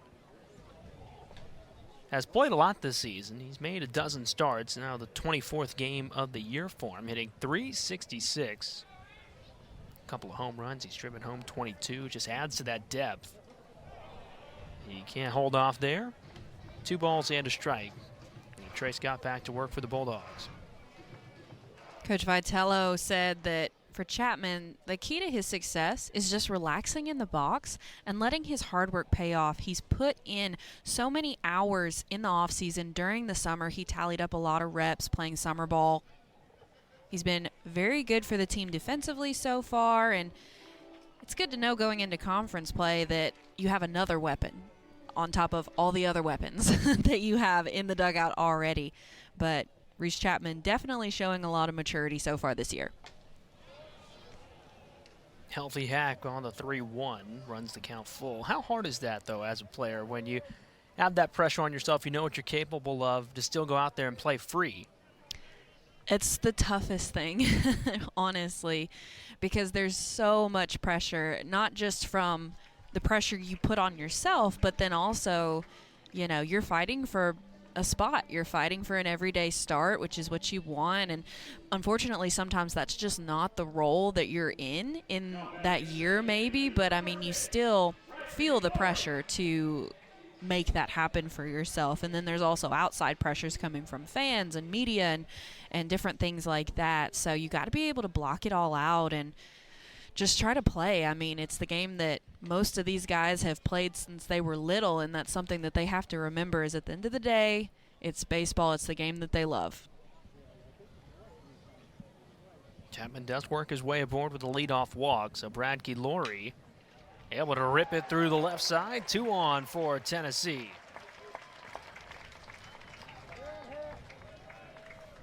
First hit of the night for Brad Keylori.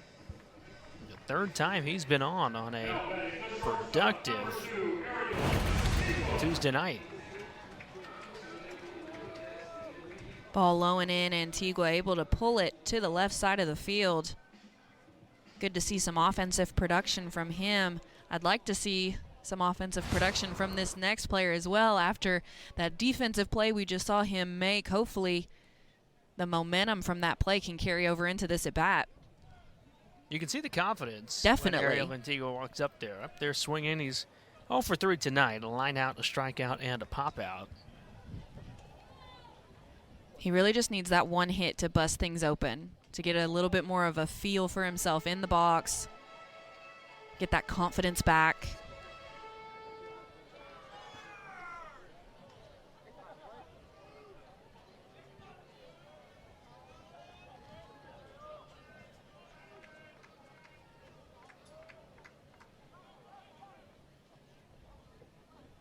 One on the way, Antigua. Shimmies out of the way, no movement. 2 balls and a strike now.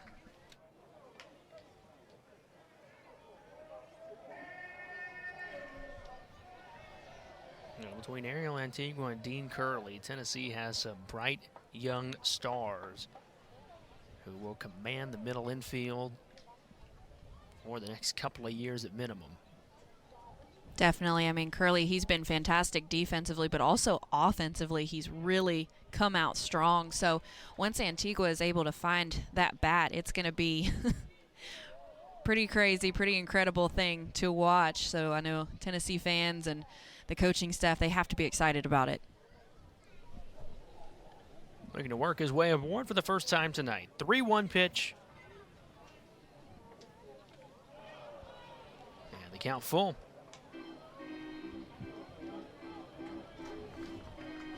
Well, Scott issued 4 free passes in the 5th, 3 walks and a hit by pitch, but got out of it with just 1 run coming across. Picked up a strikeout and an inning-ending double play. And the veteran reliever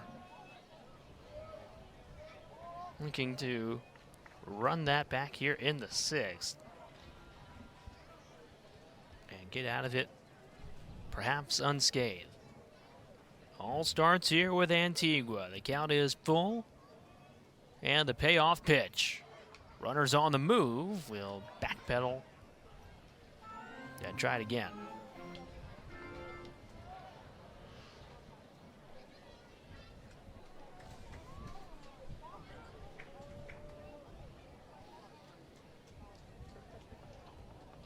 That guy's fired up. He's excited, definitely.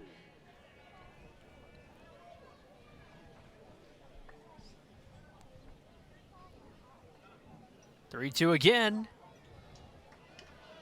Ball 4. Runners were on the move, but ends up being irrelevant, so the base is loaded. There's been so many bases loaded opportunities in this game for the Volunteers. Really, they've only struck once with the bases loaded. A couple of walks and hit by pitches, free passes, but it was Christian Moore with the bases clearing double back in the 3rd.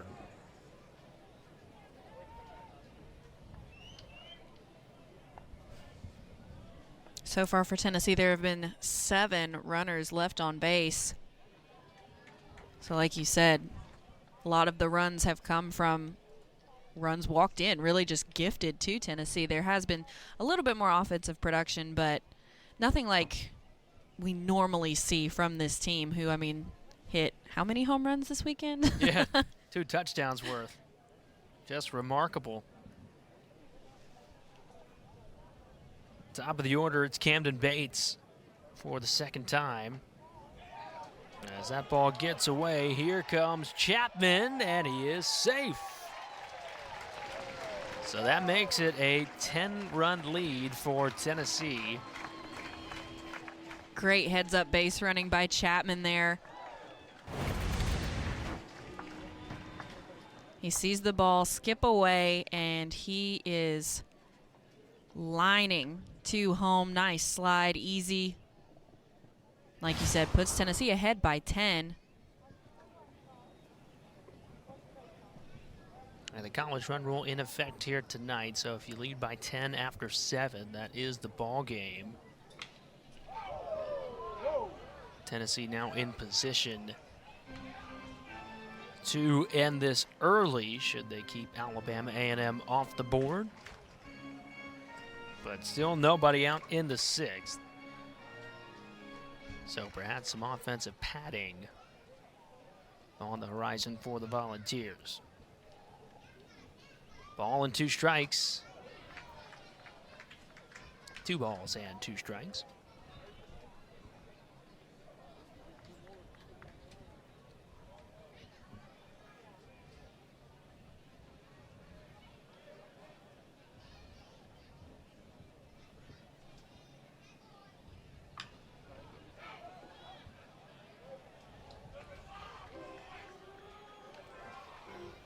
Alabama A&M makes the trek to Jackson, Mississippi for a weekend showdown with Jackson State in the heart of the SWAC schedule coming up.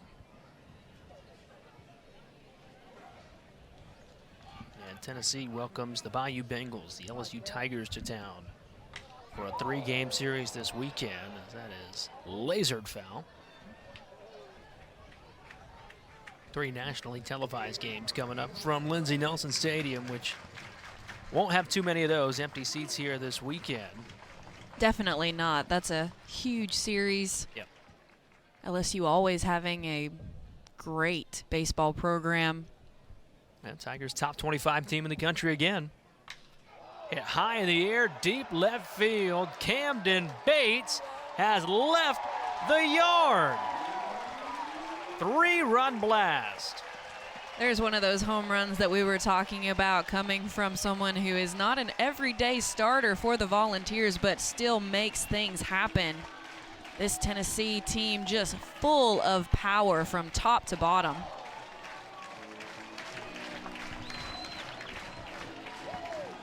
First home run as a Volunteer for Camden Bates. The freshman makes it a 15-2 game.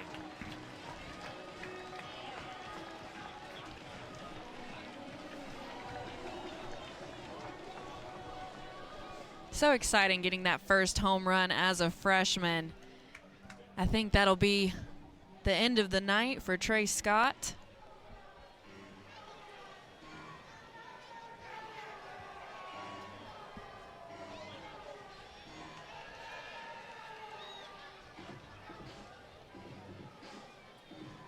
The only question was if it was somehow going to enters for Alabama A&M, the 6'5" senior right-hander out of Elkmont, Alabama, faces Hunter High in the 2 spot. 4 runs across in the 6th, still nobody out.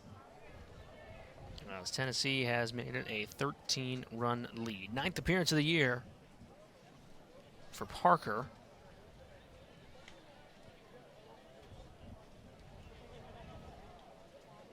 No record, but has given up 20 runs, 17 of them earned in just over 8 innings of work. So Parker trying to stabilize the ship here in the 6th, but quickly falls behind 3 balls and no strikes to Hunter High, who's up for the 3rd time. If I was Parker right here, my goal would be just to throw strikes, try to get ahead, limit the walks. I mean, just let your defense work here. You know, you're down by 13 runs. Attack the zone. Don't worry about trying to get strikeouts here. His strikeout to walk ratio, though, he has 5 strikeouts on the year with 12 walks. So hopefully here he can come out and attack the zone. Has battled back to run the count full. Lined up the middle, and High reaches with a single. Hunter High's first hit of the night. Now batting at the first baseman, number 17, Ryan Villeneuve.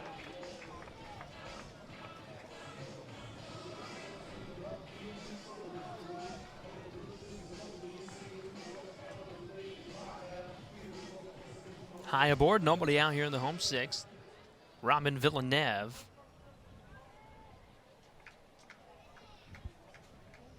Climbs back in, is 1 for 1, has singled, scored, and been hit by a pitch.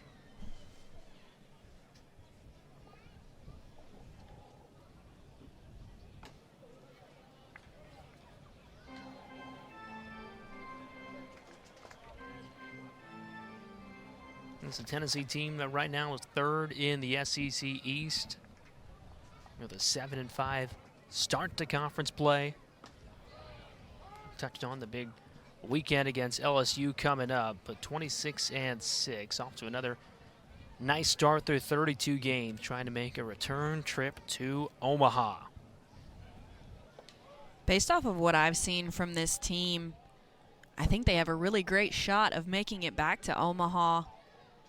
The power in their lineup, I think, you know, pitching staff still trying to work out a few kinks, but definitely has some opportunities. High in the air to right field, but in the yard as Diaz camps out under it for the first out of the 6th.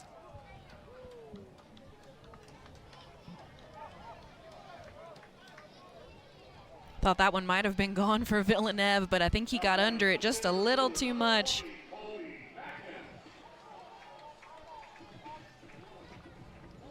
Tennessee looking to shore up that weekend plethora of arms. No doubt that this offense can hang with anybody in the country, but deep into the summer, if you want to be playing late in June, it all starts on the hill.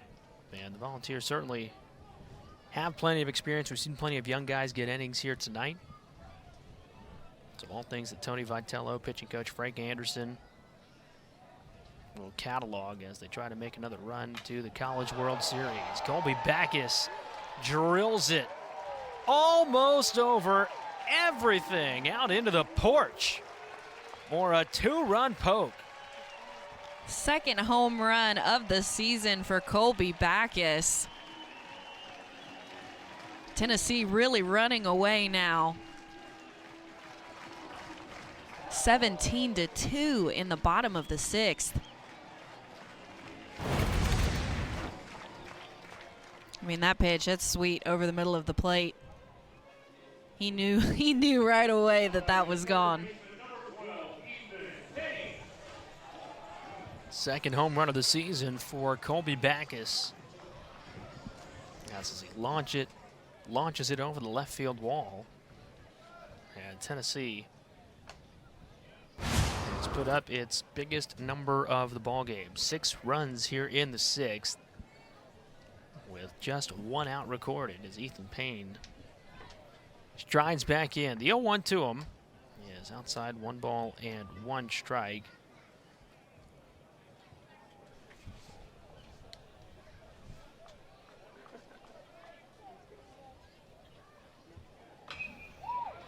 Through the right side, a 1-out single for Payne.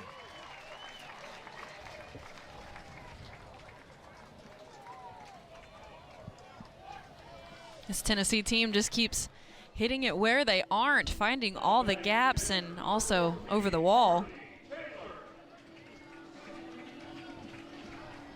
Came into the night tied for the nation's lead in home runs with 87. They have added 2. Now have 89 long balls as Charlie Taylor takes a breaking ball, 4-strike 1. 17 runs across, which is the 4th highest tally of the season for Tennessee. Obviously, they're not done yet, but this is a team that has scored 24, 21, and most recently 19 runs on Sunday in conference play. So certainly one of the most, if not the most, prolific offense in the nation this year.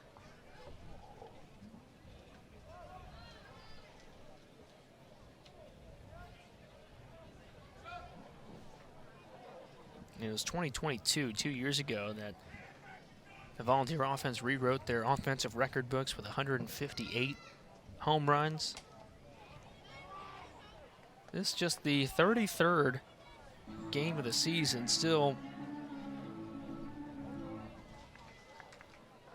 6 full weeks of the regular season left. Chance they can add to that tally here this year.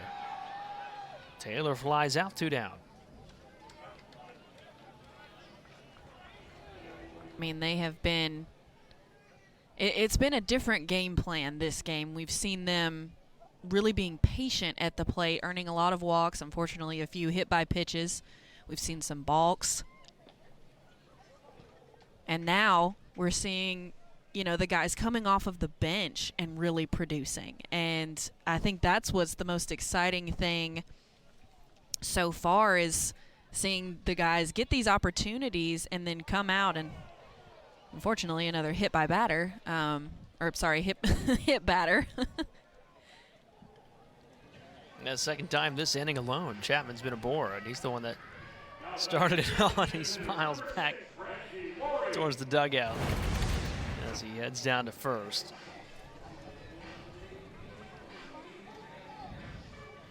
Oh, it's right on the Evo shield, so he's good. That's why you wear it. Definitely. 2 on, 2 out for Bradkey Laurie, the 11th batter of the half inning, and we'll see a 12th with the bases loaded. That may be, yeah, that may be your sign there as a coach. Hit 2 batters in a row.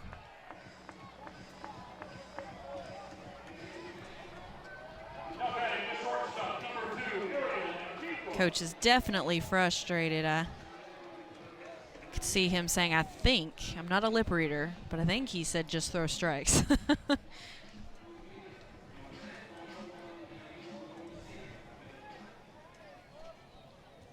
Third time tonight, Ariel Antigua's come up with the bases loaded.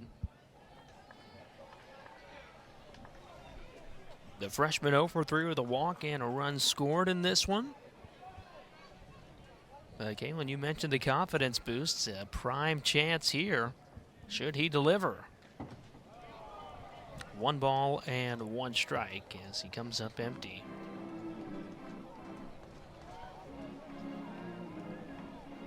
Couple of wonderful defensive plays tonight for Antigua. And he's in a 1-2 hole. I would really like to see him, you know, kind of find his stride here offensively. He was walked previously, but I'd like to see him get a hit just to get things rolling for him. There it could be, hanging in the air. Hammond's racing back. He won't get there. It one hops off the wall. Everybody's in to score. It is a bases clearing double. And maybe the boost Ariel Antigua needed. Definitely. So happy for Ariel Antigua. The fans, they got up on their feet. They were excited for him. His teammates super excited for him. This pitch right over the middle of the plate. Beautiful swing by Antigua. A little bit more on it, and I think that would have been gone. Now batting the second baseman, number 41, Captain Bates. First extra base hit, first 3 runs batted in of his volunteer career. And Ariel Antigua makes it an 8-run sixth that is still in motion. As Camden Bates, who hit a 3-run homer his last time up, climbs back in. Strike 1.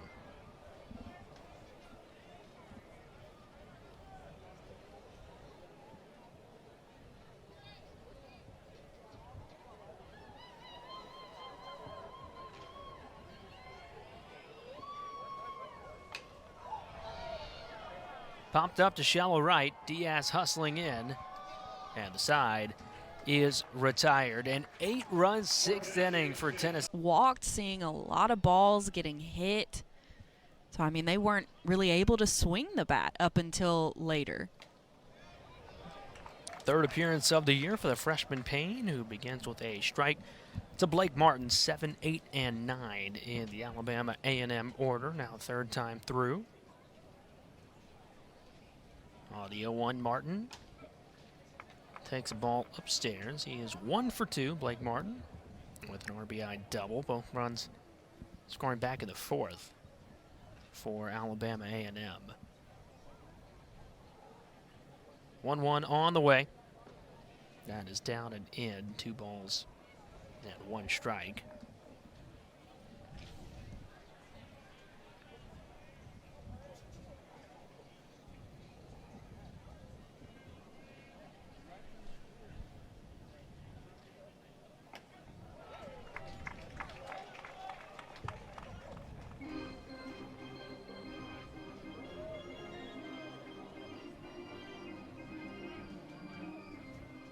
Nine strikeouts by the Tennessee staff tonight.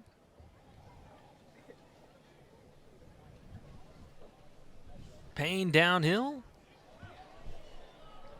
Doesn't find the 10th there. Count goes full.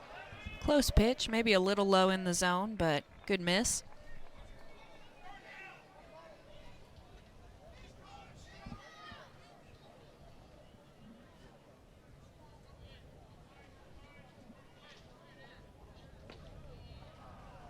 Leadoff runner aboard.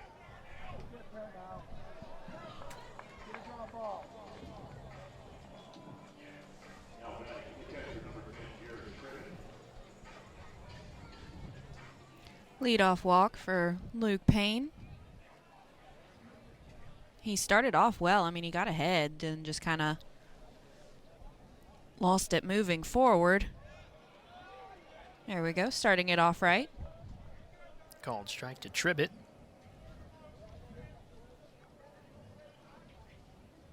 Who is 0 for 1. Has walked and driven in a run tonight.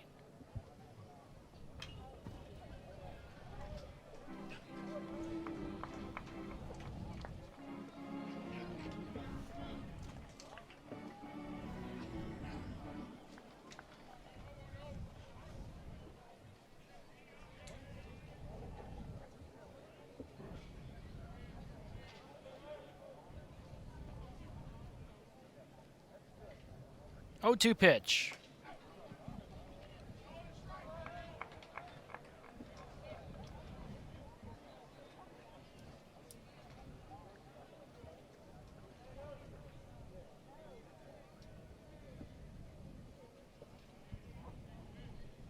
Strike 3, swinging. Luke Payne with the punch out. That is 10 strikeouts tonight for the Tennessee pitching staff. Great job by Payne coming back after that walk. Getting this strikeout, getting ahead, starting off with that batter, and then able to close the door now for out number 1. Just need 2 more here since the run rule is on. That sails over the head of Taylor. That allows Martin to get to second base. The traditional double play ball out of the question now. Ball 1 to Chevalier Doris. 0 for 1 with a strikeout and a sac bunt. On the 1-0. Doris swings and misses.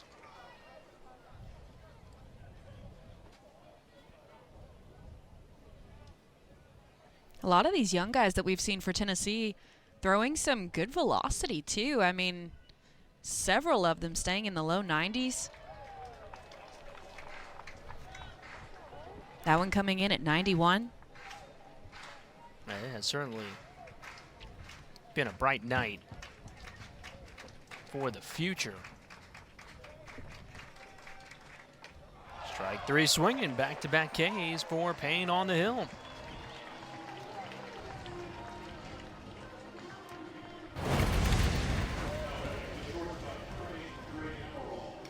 Pretty fastball on the outside part of the plate. Gets the swing and miss. That one also coming in at 91.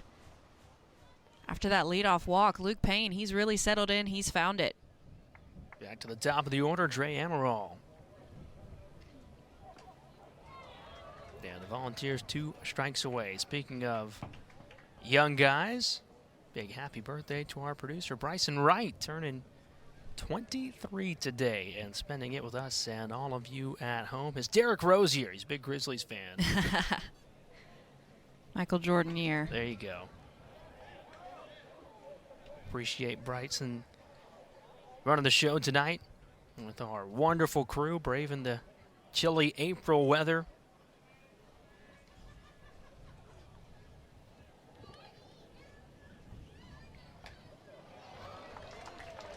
Volunteers a strike away from their 27th win of the season.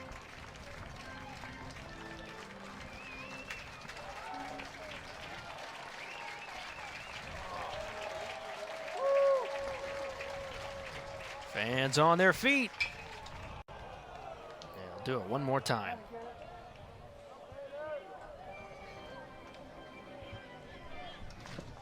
It always seems to happen right there. That potential last pitch of the game. Fans on their feet. Foul ball. Amaral trying to keep the party going. Payne looking for 3 straight strikeouts to end it. The 1-2.